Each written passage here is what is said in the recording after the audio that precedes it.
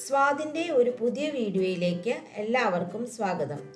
ഇന്ന് എല്ലാവർക്കും വളരെയേറെ ഇഷ്ടമുള്ളതും വളരെ ടേസ്റ്റിയും വളരെ എളുപ്പത്തിൽ ഉണ്ടാക്കാവുന്നതുമായ ഒരു വിഭവമായ പനീർ ബട്ടർ മസാലയാണ് ഞാൻ ഇന്നിവിടെ ഉണ്ടാക്കുന്നത്. ഇത് വളരെ എരിവ് കുറവുള്ള ഒരു കറിയായതുകൊണ്ട് കുട്ടികൾക്കൊക്കെ കഴിക്കാൻ വളരെ ഇഷ്ടമാണ്. അപ്പോൾ നമുക്ക് ഇത് എങ്ങനെയാണ് ഉണ്ടാക്കുന്നത് എന്ന് നോക്കാം.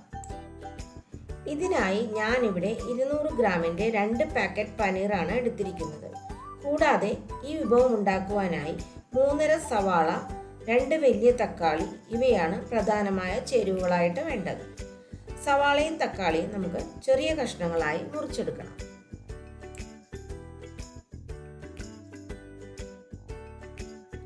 ഇനി കറി ഉണ്ടാക്കുവാനായി തുടങ്ങാം. ആദ്യമായി 15 മുതൽ 20 വരെ അണ്ടിപ്പരിപ്പ് കുറച്ച് വെള്ളത്തിൽ കുതിർത്ത് വെക്കണം. ഇനി ഒരു പാൻ അടുപ്പിൽ വെച്ച് 2 ടേബിൾ സ്പൂൺ സൺഫ്ലവർ ഓയിൽ ഒഴിക്കുക.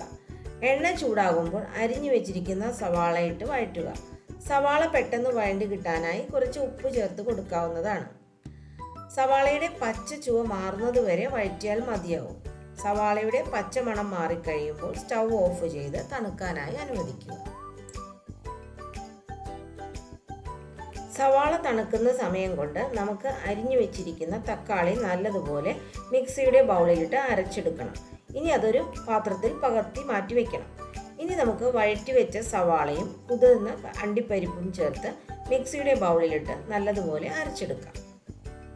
ഇനി ഒരു പാനിൽ 2 ടേബിൾ സ്പൂൺ ബട്ടറോ അല്ലെങ്കിൽ സൺഫ്ലവർ ഓയിലോ ഒഴിച്ച് ചൂടാക്കുക.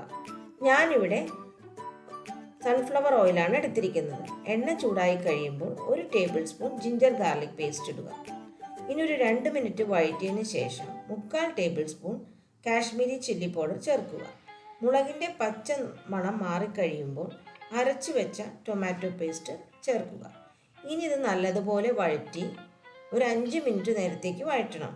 ടൊമാറ്റോ പേസ്റ്റിലെ വെള്ളമെല്ലാം നല്ലതുപോലെ വറ്റി എണ്ണ നല്ലതുപോലെ തെളിയുന്നത് വരെ വഴറ്റിക്കൊണ്ടിരിക്കണം. എണ്ണ നല്ലപോലെ തെളിഞ്ഞു വന്നാൽ മാത്രമേ നമ്മുടെ പനീർ ബട്ടർ മസാലയ്ക്ക് വിചാരിച്ച ടേസ്റ്റ് കിട്ടത്തുള്ളൂ. ഇനി നല്ലതുപോലെ വെള്ളമെല്ലാം വറ്റി എണ്ണ തെളിഞ്ഞു വന്നു കഴിയുമ്പോൾ അരച്ചു വെച്ച സവാള അണ്ടിപ്പരിപ്പ് പേസ്റ്റ് ചേർത്ത് കൊടുത്ത് നല്ലതുപോലെ ഇളക്കുക. കുറച്ച് ഉപ്പ് കൂടി ഈ സമയത്ത് ചേർത്ത് കൊടുക്കാവുന്നതാണ്.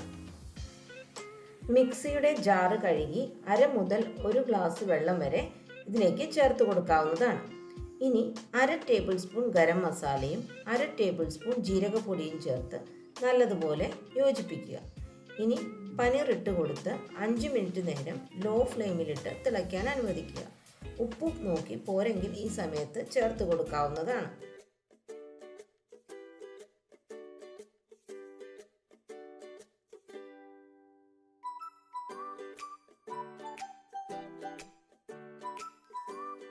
ഈ സമയത്ത് 1 ടേബിൾ സ്പൂൺ മുതൽ 1.5 ടേബിൾ സ്പൂൺ വരെ പഞ്ചസാര ആവശ്യമെങ്കിൽ ചേർത്ത് കൊടുക്കാവുന്നതാണ്.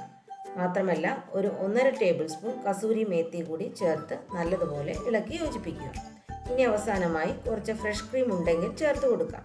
ഫ്രഷ് ക്രീം ഇല്ലെങ്കിലും കുഴപ്പമില്ല. കുറച്ച് മല്ലിയിലയും കുറച്ച് 1 ടേബിൾ സ്പൂൺ ബട്ടറും കൂടി ചേർത്ത് നല്ലതുപോലെ ഇളക്കി അടച്ചു വയ്ക്കുക.